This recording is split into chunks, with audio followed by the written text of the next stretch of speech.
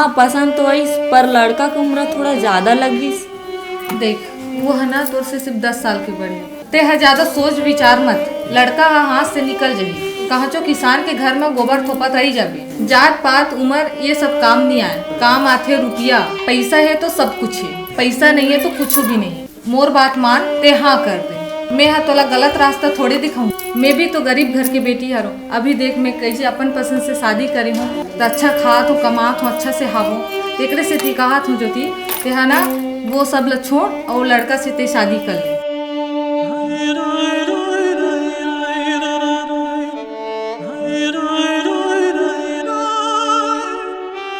संगी हो हमारे चैनल ला लाइक करो, सब्सक्राइब करो और ज़्यादा से ज़्यादा शेयर करो।